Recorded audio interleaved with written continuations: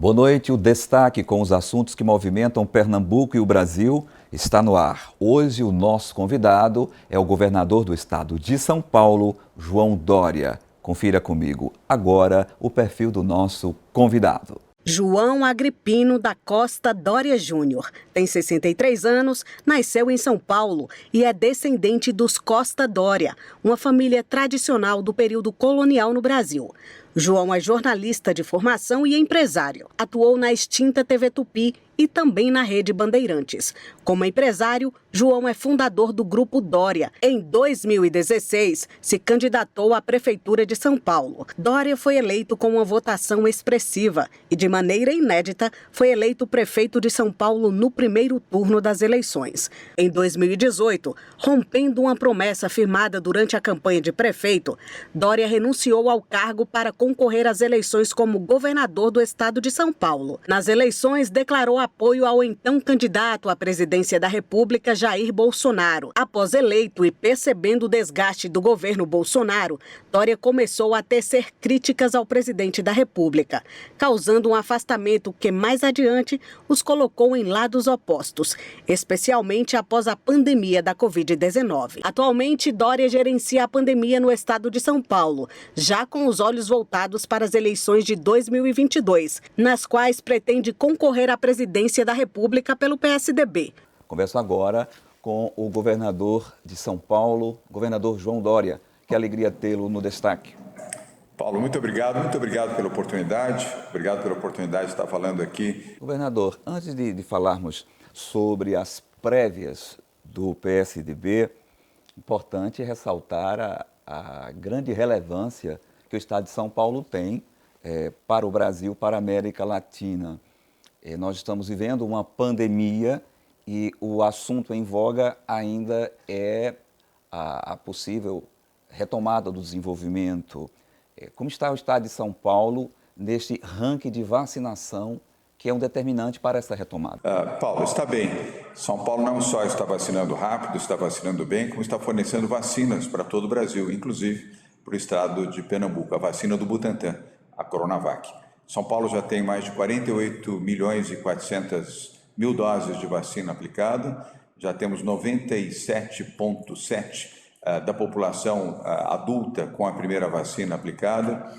Vamos agora para 36% de toda a população vacinada com as 2 doses das vacinas, e só não avançamos mais rapidamente nas 2 doses porque o Ministério da Saúde não oferece as vacinas da Pfizer e da AstraZeneca no volume necessário. Aliás, não faz isso para São Paulo, não faz isso para Pernambuco, infelizmente não faz isso para nenhum estado brasileiro. Não fosse a vacina do Butantan, Paulo, nós hoje estaríamos com falta de vacina em todo o Brasil. Governador, a pandemia ela expôs muitos erros e muitos acertos de gestores no país. Se falava muito em cuidar da saúde em detrimento da economia. São Paulo acertou mais ou errou? São Paulo ficou ao lado da ciência, da medicina e da vida. São Paulo não ficou ao lado da ignorância. E o que difere, Paulo, é que a ignorância mata. A ciência e a medicina salvam. E foi isso que nós fizemos aqui. Salvamos vidas. Sem vida não há consumo, não há economia. Mortos não frequentam supermercados, não vão a lojas, não frequentam bares, restaurantes, não vão ao cinema. Mortos, infelizmente, estão mortos. Nós aqui preservamos vidas. Foram milhares de vidas salvas, aliás, aqui e em Pernambuco também, pela ação de governadores, como Paulo Câmara, governador do estado de Pernambuco, que também quero deixar aqui o meu registro de cumprimentos a ele pela boa gestão feita durante a pandemia, como fizemos aqui em São Paulo também. É o segundo estado em vacinação proporcional, o primeiro em número de pessoas vacinadas. Aqui foi o estado onde aplicamos mais a testagem. Até hoje seguimos testando para permitir a identificação de pessoas que eventualmente com a contaminação possam ser tratadas de forma adequada.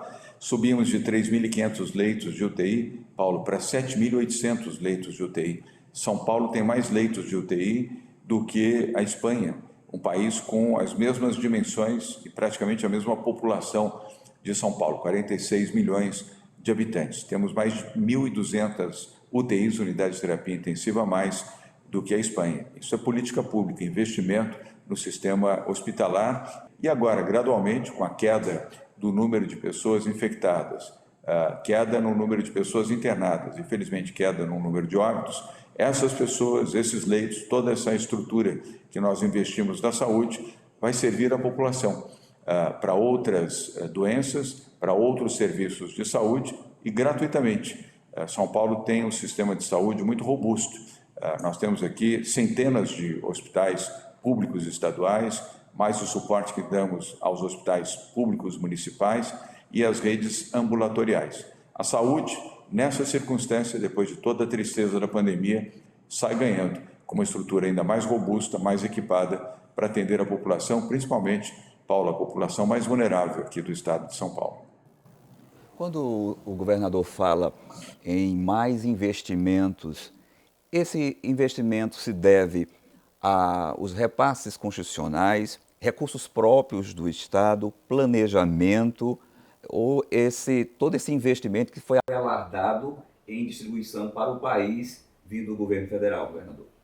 Ao conjunto disto, como você falou e falou bem, nós utilizamos corretamente os recursos repassados pelo governo federal, utilizamos recursos do orçamento do Estado de São Paulo, nós temos um orçamento robusto, São Paulo tem equilíbrio fiscal, nunca teve, aliás, desequilíbrio fiscal, temos inclusive 21 bilhões de reais em caixa para realizar investimentos que estão sendo feitos este ano em São Paulo e fortalecemos muito o sistema público de saúde aqui em São Paulo, em todas as áreas, não apenas no atendimento à Covid, conforme já mencionei, essa foi a prioridade, logicamente, mas ao longo desse período nós inauguramos 5 hospitais regionais aqui em São Paulo, mais de 30 ambulatórios estaduais e apoiamos mais de 100 unidades, entre unidades hospitalares, AMES e instituições ambulatoriais de prefeituras municipais aqui em São Paulo. Saúde aqui, como eu sei que em Pernambuco também, é tratado a sério. A economia de São Paulo,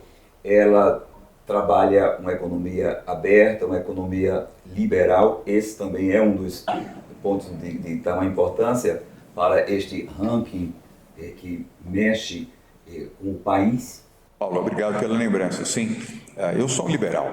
Eu, politicamente, não sou nem de esquerda nem de direita. Eu respeito a esquerda, respeito a direita.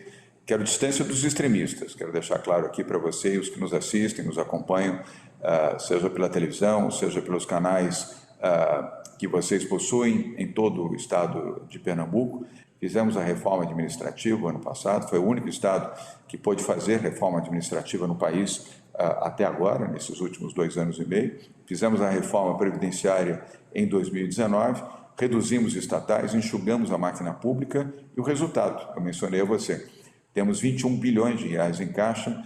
Paulo, aqui me permita apenas acrescentar que a educação é transformador para a vida de um país, como é transformador também para a vida de um estado. Aqui em São Paulo, quando nós assumimos, tínhamos 363 escolas de tempo integral. Já era um bom resultado, e eu reconheci isso por parte dos meus antecessores.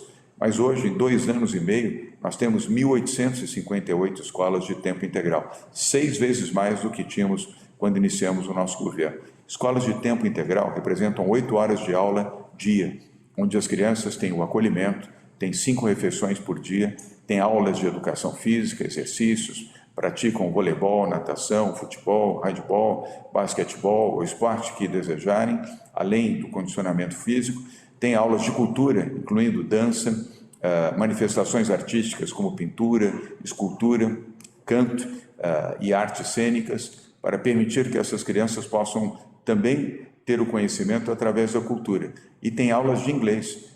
Introduzimos um programa chamado Inglês para Todos, Paulo, que permite que crianças do ensino fundamental, nas escolas públicas aqui de São Paulo, possam aprender inglês e saírem, ao término dos seus cursos, com inglês básico, para que isso possa ajudá-las na sua empregabilidade e também na atividade empreendedora. E, por último, todas as escolas de tempo integral em São Paulo são digitais. Nós não temos mais giz nem quadro negro. O ensino é digital. Cada criança tem o seu tablet, cada professor ou professora tem o seu computador, todos os professores foram reciclados para compreenderem a linguagem digital e poderem oferecer aulas para crianças e jovens que querem estar no mundo atual, no século XXI, não mais analógicos e sim digitais. Eu gostaria, governador, de ainda voltar à questão a questão da pandemia, o extremismo de ideias em defesa da ciência pode ter criado um terror na cabeça das pessoas e feito acirrar esses ânimos a tal ponto de criar aquele que serve ao bem e aquele que serve ao mal, por exemplo? Paulo, ao contrário, o extremismo negacionista serviu ao mal, serviu à desatenção, serviu à falta de zelo e de compaixão pelas pessoas e serviu a mortes, porque a ignorância mata, a ciência salva. Os negacionistas, infelizmente liderados pelo presidente da República, Jair Bolsonaro, e você vai se lembrar, assim como os telespectadores e internautas que estão nos acompanhando agora, disse e continua afirmando que nós não temos uma pandemia, temos uma gripezinha, um resfriadozinho, um presidente que tira máscaras de crianças, que, aliás, chama as pessoas que, como eu e certamente você, usam máscaras de covardes e maricas, que promove aglomerações, que zombeteia de uma crise humanitária que já levou a vida de 575 mil brasileiros. O extremismo esteve ao lado deste homem e daqueles que, infelizmente, cada vez menos protegem essa figura nociva à vida brasileira. É uma pena que não tenhamos tido, Paulo, um líder para defender o Brasil, defender a vida, defender a existência, defender empregos, defender o amor que deve preservar a existência e a relação entre as pessoas. Eu fiz a opção certa, estou convicto disso, seja pela minha condição de católico, seja minha condição de gestor, seja por ter feito a opção desde o início ao lado da saúde, da medicina e da ciência. Governador, nós vamos fazer um breve intervalo, daqui a pouco a gente volta com essa conversa com o governador do estado de São Paulo, João Dória. Voltaremos rapidinho.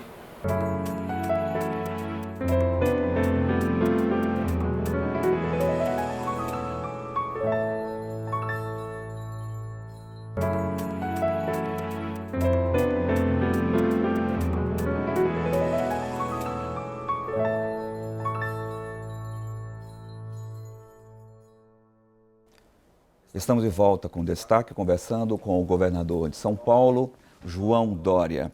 Governador, no bloco anterior, o senhor falava sobre o prejuízo dos extremismos. O que se observou, acompanhando os telejornais, as notícias, esses extremismos se acusa de que aqueles que defendem um lado ou outro estão politizando.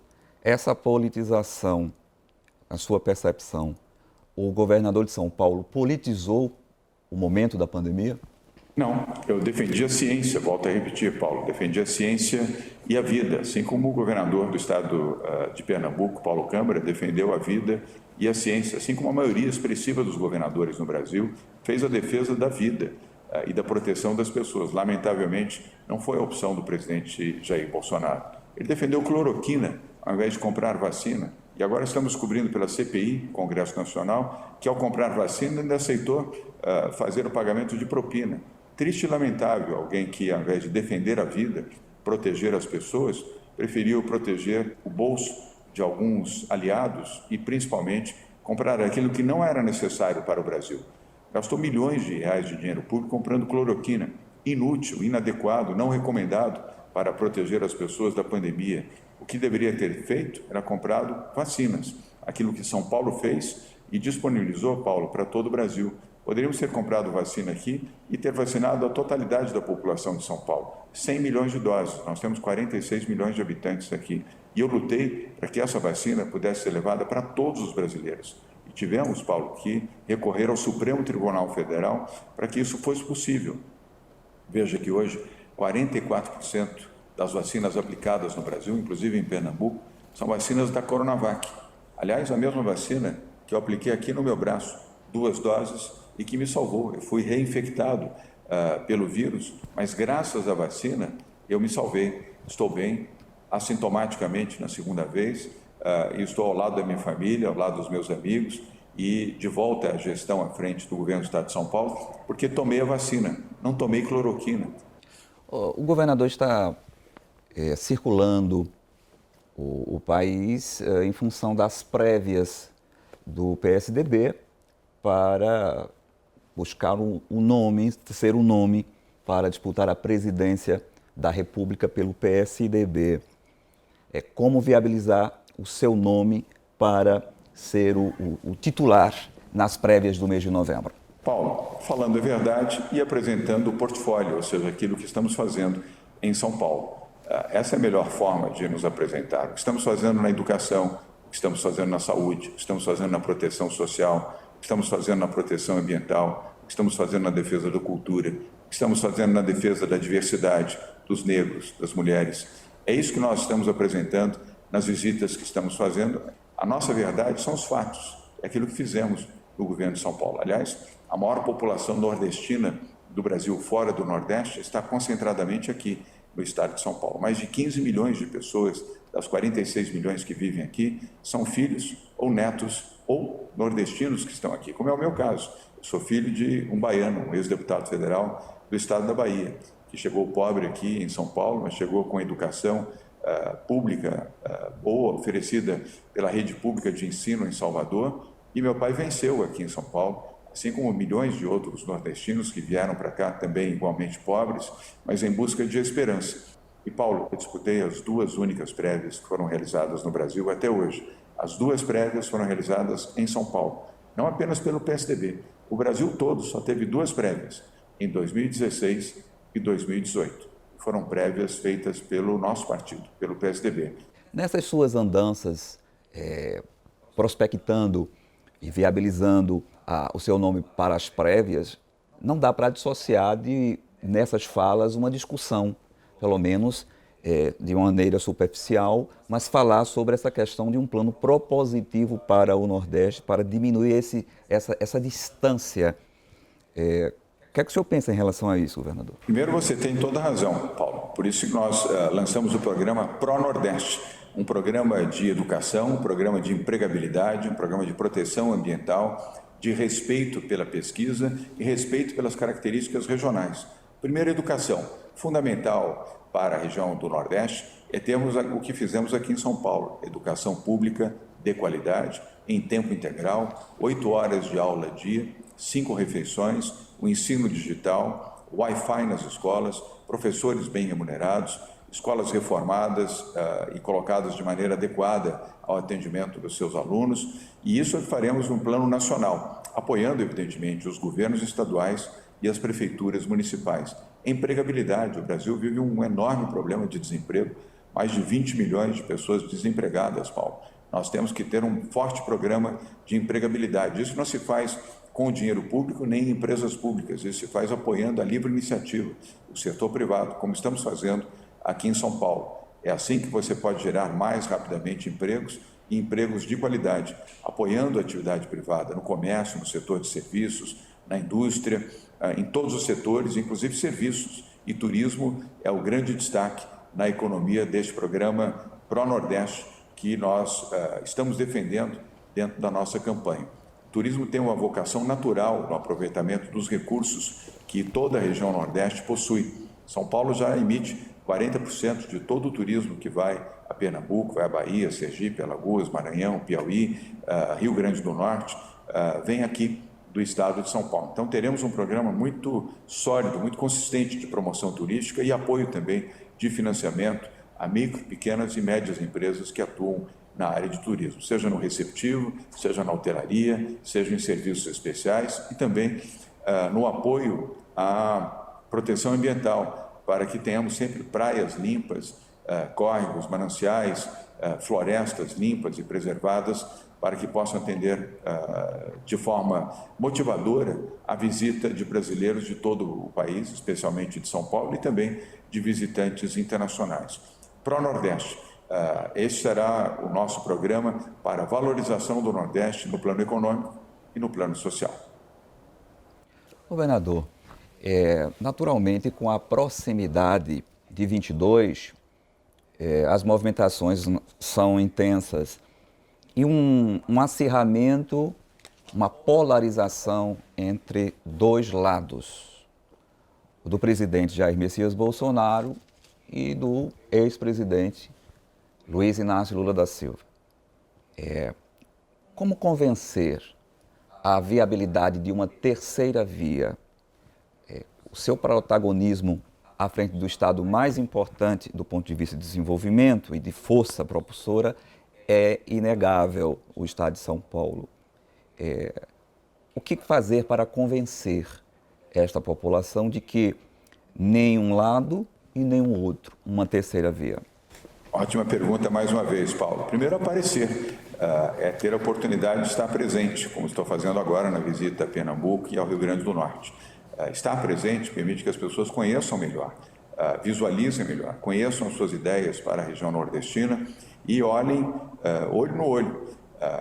Uma campanha eleitoral exige isso presencialmente, ainda que estejamos nessa fase, espero, final de pandemia, nós temos que estar presentes, é isso que eu estou fazendo. Para falar a verdade, apresentar, no caso do Nordeste, o nosso programa Pro-Nordeste, na área de desenvolvimento social e desenvolvimento econômico, dialogar, como estamos fazendo com você e os seus telespectadores e internautas, e dialogar também com os gestores, como estamos fazendo com Raquel Lira, prefeita, aliás, repito, grande prefeita de Caruaru, com o ex-governador João Lira, e também respeitando os entes locais, como é o caso do prefeito do Recife, João Campos, o governador do estado de Pernambuco, Paulo Câmara, assim como lideranças onde eu destaco a figura de Bruno Araújo, que é o nosso presidente nacional do PSDB. E falando com as comunidades, falando com as pessoas mais simples, também com a sociedade civil, com políticos, com forças vivas que representam, neste caso específico da minha visita, o estado de Pernambuco. É assim, e falando a verdade, e se apresentando. É assim que se pode apresentar uma opção para Lula e Bolsonaro. E aí me permita fazer aqui um trocadilho. Nem horror, nem terror, Paulo. O que o Brasil precisa é de um bom gestor. Governador João Dória, foi uma grata satisfação recebê-lo no destaque, falar para Pernambuco. Sucesso na empreitada junto às prévias e sucesso também na sua administração no estado de São Paulo. Paulo, muito obrigado pela oportunidade. Obrigado também porque sei, acompanhando ainda aqui à distância o seu trabalho, você é um defensor da vacina, da saúde, da vida, um defensor do seu estado e da sua região, que é o Nordeste. Parabéns pela sua postura. Desejo a você sempre muita paz no coração, muita proteção, assim como aos que nos acompanham nesse momento, seja pela televisão, seja pela internet. Sucesso. E o programa Destaque chega ao final, sábado que vem. Uma nova entrevista, outro nome que desenvolve Pernambuco, desenvolve o Brasil. Felicidades, tudo de bom e até o próximo sábado aqui na TV Jornal, às 7h20 da noite.